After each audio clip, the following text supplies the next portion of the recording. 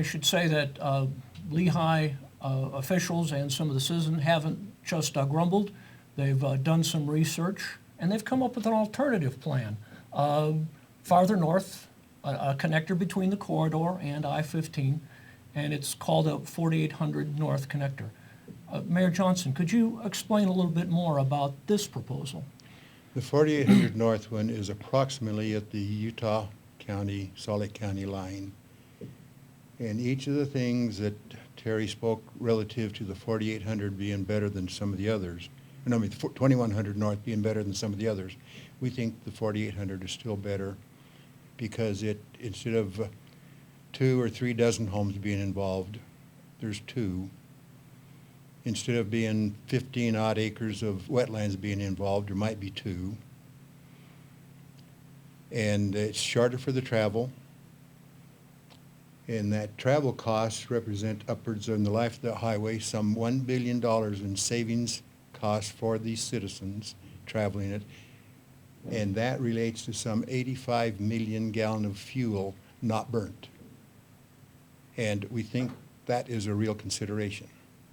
The other one that we think fits there is we have on that hillside, Traverse Mountain, a city that potentially will be some 35 to 45,000 people, and the city of the Anderson development, which will be another 8 to 10,000.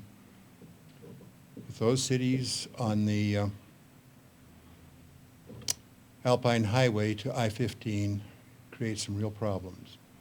We think there needs to be another interchange, and that interchange is not as useful as it might be unless it ties to the Mountain View corridor itself to relieve some of those pressures of the local people. Okay. Terry, I know, and I should say that UDOT is considering that. That project isn't in your draft environmental statement, which was already underway. But I understand your engineers and experts are looking at that proposal seriously, but that you do have some concerns or questions about that. Is that correct? Right. We received the document from the city along with our federal partners. We're taking a look at that document. If we find it to be a reasonable alternative, we will include that as a supplement to our draft document. If not, we'll document that as well and move on with our process. Our initial look at it, we are looking at it right now. It was a very comprehensive document, so we're taking the right time to look at it.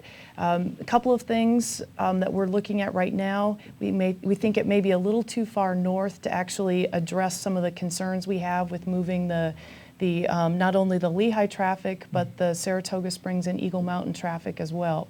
Another issue that we're going to take a close look at is cost. We have some concerns there.